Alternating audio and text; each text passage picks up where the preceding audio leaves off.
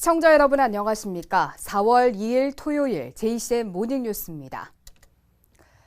코로나19 장기화 사태로 버스기사, 택시기사 등 운수 종사자들의 소득도 크게 감소했는데요. 이달부터 이들에게 생활안정지원금이 지급됩니다. 자세한 내용 이현동 기자가 전합니다.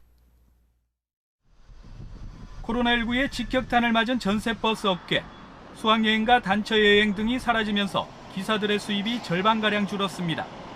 택시업계도 사정은 마찬가지입니다.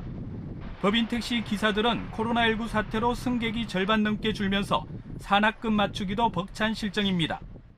그만두고 싶어도 회사 눈치 보고 회사가 어려운데 그만두기장이 또 그렇고 또 안 하자니 또 생일보를 갖다 밀어 넣어야 되고. 올해 초 울산 시민에게 일상회복 희망지원금이 지급되고 다양한 지원책이 추진되고 있지만 운수 종사자들의 어려움을 해소하기엔 역부족인 상황. 코로나 장기화로 피해가 큰 노선버스와 전세버스 기사, 일반 택시 기사 등 운수 종사자를 대상으로 생활안정지원금이 지급됩니다. 우리 시는 버스 및 택시 업계로부터 신청서를 제출받아 자격 요건 등을 신속하게 검토하여 지원 대상자를 확정했으며 4월 초에 일시 지급될 수 있도록 행정력을 집중하고 있습니다. 이번에 확정된 지원 대상은 시내버스 기사 2,003명과 전세버스 기사 735명, 일반 택시기사 1,647명 등 모두 4,385명으로 오는 5일부터 1인당 150만 원이 지급됩니다. 재원은 전액 국비로 지원되는데 174억 원이 소요됩니다. 여기에 일반 택시 기사에게는 국가 예산 150만 원 외에 울산시 자체적으로 50만 원을 추가로 지급합니다. 개인 택시 기사는 개인 사업자로 분류돼 중소벤처기업부에서 지난 2월 말 300만 원을 지급한 데 이어 울산시가 5월부터 블랙박스 설치비 20만 원을 추가로 지원합니다. JCN 뉴스 이현동입니다. 국내 유일의 산악영화제인 제7회 울주세계 산악영화제가 어제 개막했습니다. 언제나 함께라는 슬로건으로 개막한 올해 영화제는 오는 10일까지 산과 자연, 환경을 다룬 42개국 148편의 영화가 관객들을 만납니다. 영화제 측이 국제경쟁 본선 진출작 14개국 30편과 아시아 경쟁 진출작 12개국 12편을 확정한 가운데 올해 영화제 주빈국으로 선정된 스위스 영화 17편도 소개됩니다. 특히 올해 영화제는 실내 상영관을 벗어나서 자연에서 영화를 감상하는 프로그램이 크게 늘었으며 온라인에서도 44편의 영화를 함께 관람할 수 있습니다. 권칠승 중소기업 벤처부 장관이 어제 울산 수소그린 모빌리티 규제자율 특구를 방문했습니다. 권 장관은 송철호 시장과 함께 선박용 수소 충전소와 수소 선박 실증 현황을 청취하고 수소 선박의 승선에 시운전에 참여했습니다.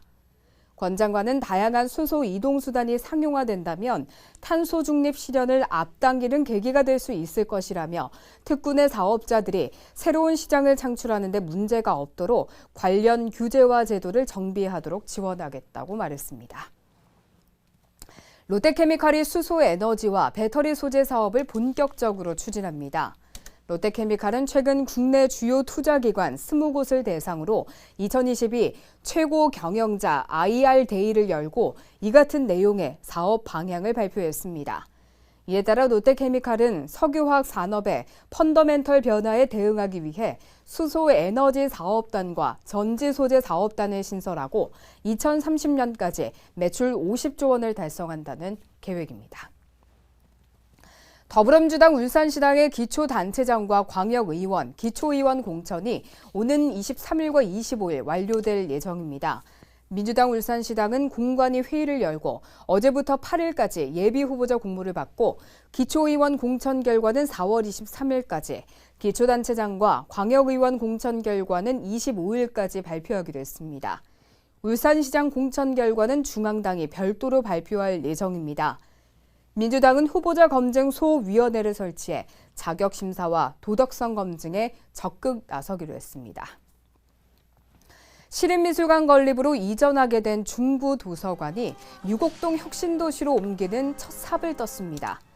중구청은 어제 혁신도시 내 유곡동 전 LH건설 사무소 부지에서 중부도서관 이전 건립 기공식을 열고 본격적인 공사에 들어갔습니다. 국시비 등 300억 원을 투입해 건설되는 중부도서관은 연 면적 7,012제곱미터, 지하 1층, 지상 3층 규모로 조성돼 내년 7월 준공될 예정입니다. 주요 시설로는 각종 자료실을 비롯해 마루 공간과 책당 등 다양한 문화 공간을 갖추게 되며 문화강좌 등을 열 수 있는 생활문화센터로도 활용될 예정입니다. 울산시가 지난해 인공지능 기술을 접목한 민원상담 채팅 로봇을 도입한 데 이어 올해는 로봇 기술을 활용한 디지털 공무원을 추진합니다. 디지털 공무원은 사람이 처리하는 단순하고 반복적인 업무를 디지털로 대신 수행하는 공무원입니다. 울산시는 여러 부서에서 공통되는 업무 등 3개 과제에 대해 디지털 공무원을 적용할 계획입니다. 울산시는 디지털 공무원이 24시간 업무 수행이 가능해 생산성과 정확도가 향상될 것으로 기대하고 있습니다. 지난 2월 창단한 울산시 체육회 소속 태권도 실업팀이 어제 동천체육관에서 창단식을 갖고 본격적인 전국체전 준비에 들어갔습니다. 태권도팀은 국가대표 여자부 감독을 역임한 손효봉 감독이 맡았고 국가대표급 실력을 갖춘 남녀 선수 4명 등 모두 5명으로 구성됐습니다.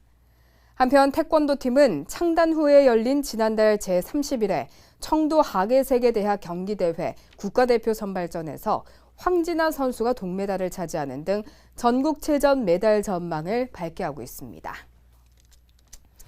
16년 만에 재출시된 포켓몬빵이 단순한 인기를 넘어 열풍을 일으키고 있습니다. 이 품귀 현상까지 빚어지면서 포켓몬빵을 사기 위해 이른 아침부터 줄을 서는 일도 허다한데 이런 심리를 이용한 돈 없는 상술 등 갖가지 해프닝도 벌어지고 있습니다. 구현희 기자입니다. 울산의 한 마트. 포켓몬빵이 진열되자마자 몇 분도 채 안 돼 다 팔립니다. 이날 마트에 들어온 빵은 겨우 5개. 이렇다 보니 1인당 1개씩 구매를 제한했습니다. 1인 1개밖에 못 팔았어요. 우리도 답답하고 죄송하고 그렇죠. 사람 손님들도 왔다가 다 그냥 가고 그러니까. 16년 만에 재출시된 포켓몬빵은 어린이들 사이에서도 단연 인기. 빵보다는 안에 든 스티커가 열풍의 주인공입니다. 새벽 3시까지 줄을 서가지고 겨우 샀다는 얘기가 있어요. 저는 2개를 모았지만 또 다른 포켓몬을 더 많이 모으고 싶어요. 울산의 한 대형마트. 오후 2시부터 판매되는 포켓몬빵을 사려는 사람들이 몰리면서 이 대기줄이 이렇게 길게 늘어섰습니다. 몇 시간을 기다리는 것도 마다하지 않습니다. 일단 아이가 원하니까 저희들은 잘 몰라요. 근데 아이들 사이에서는 굉장히 지금 핫한 것 같아요. 자녀나 손주에게 주기 위해 온 가족이 출동하거나 옛 추억에 젖어 구입하려는 20, 30대도 많습니다. 중학교 때 한번 이 포켓몬빵이 출시가 된 적이 있었는데 저는 그 당시 때 추억을 좀 같이 하고 싶어서 한번 빵을 구매하려고 생각하고 있기도 하고 아마 금전적으로 좀 여유가 생긴 20, 30대들이 조금 더 많이 구매하려고 하는 게 있지 않나 생각합니다. 취재진도 구입 행렬에 동참해봤습니다. 제가 직접 줄을 서서 구입한 이 포켓몬빵입니다. 이 가격은 한 개당 1,280원이고 1인당 3개씩 구입할 수 있는데 오늘 입고된 수량 140개가 이 판매 시작 5분 만에 동이 났습니다. 이렇게 구하기 힘들다 보니 중고장터에선 시중 가격보다 3, 4배 비싼 값에 판매되고 있습니다. 구하기 어려운 스티커는 하나에 몇만 원씩 거래되기도 합니다. 열풍을 빙자해 돈 없는 상술까지 등장했습니다. 잘 안 팔리는 제품에 끼워 팔거나 일정 금액 이상 구매 고객에게만 판매하는 곳도 있습니다. 얼마 전 울산에선 몇 시간을 대기하던 고객과 포켓몬빵을 실은 물류차를 따라온 고객 간의 실랑이를 벌이는 웃지 못할 해프닝도 빚어졌습니다. 향수를 자극하는 상품의 선풍적 인기가 연일 화제가 되고 있지만 과도한 품귀 현상으로 인한 부작용도 만만치 않습니다. JCN 뉴스 구현입니다. 울산의 광공업 생산이 자동차와 석유정제 등의 호조로 증가 전환했습니다. 동남지방통계청에 따르면 지난 2월 울산의 광공업 생산은 1년 전보다 3.9% 증가했습니다. 광공업 생산은 금속 가공과 기계 장비 등은 줄어든 반면 석유 정제와 자동차가 각각 15.2%와 2.6%가 늘면서 지난 1월 마이너스 2.7%에서 플러스로 돌아섰습니다. 광공업 출하도 금속 가공과 1차 금속 등이 줄어든 반면 석유 정제와 자동차 등에서 늘면서 1년 전보다 7.3%가 증가했습니다. 울산시가 5등급 경유 차량 조기 폐차 사업을 시행합니다. 대상은 배출가스 5등급 경유 차량과 도로용 건설기계 3종, 그리고 경유차를 폐차하고 LPG 1톤 화물차로 신규 구매하는 차량 등 모두 4,100여 대입니다. 조기 폐차 시 3.5톤 미만은 300만 원이 지원되고 저감장치 장착 불가 차량은 60만 원이 추가 지원됩니다. 또 노후 경유차를 폐차하고 LPG 화물차를 구입할 경우 200만 원을 더 지원받을 수 있게 됩니다. 울산시 교육청이 각종 부조리 예방과 청년 분위기 확산을 위해 자체 감사 결과 지적사항 처분 기준을 개정해 4월 감사부터 적용하기로 했습니다. 시교육청은 산업안전보건 관련 처분 기준을 신설한 것을 비롯해 초과 근무수당과 여비 등을 부당 수령했을 경우 부과하는 가산징수금의 상한을 상향 조정하고 사립유치원 감사 처분 기준을 조정하는 등 12개 유형의 17개의 처분 기준을 신설 또는 개정했다고 밝혔습니다. 특히 초과 근무수당과 여비를 부정하게 수령한 공무원에 대한 가산징수금의 상한을 부정수령액의 2배에서 5배로 상향 조정해 금전적인 처벌을 대폭 강화했습니다.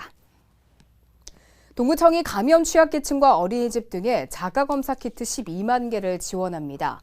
동구청에 따르면 지난달부터 3억 4천만 원을 투입해 자가진단키트 12만 개를 어린이집 원생과 교사, 노인과 임신부, 장애인과 기초생활수급자 등 취약계층의 선제적 검사를 위해 순차적으로 지원하고 있다고 밝혔습니다.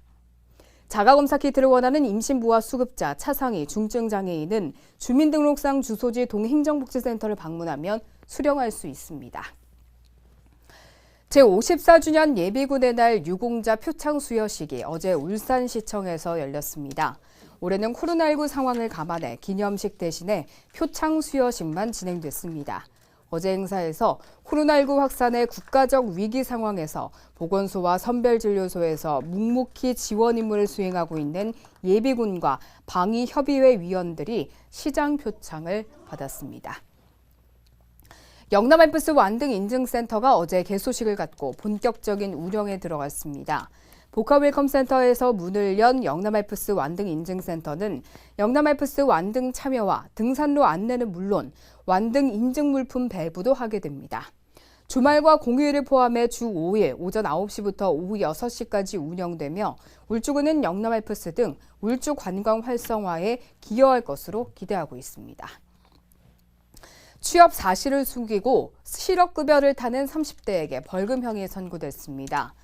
울산지법 한윤옥 부장판사는 고용보험법 위반 혐의로 기소된 30대 A씨에게 벌금 200만 원을 선고했습니다. A씨는 기존 직장을 퇴사한 뒤 다른 직장에 취업하고도 아직 구직 중인 것처럼 속여 실업급여 877만 원을 타낸 혐의를 받고 있습니다. JCN 모닝뉴스를 마칩니다. 함께해 주신 여러분 고맙습니다.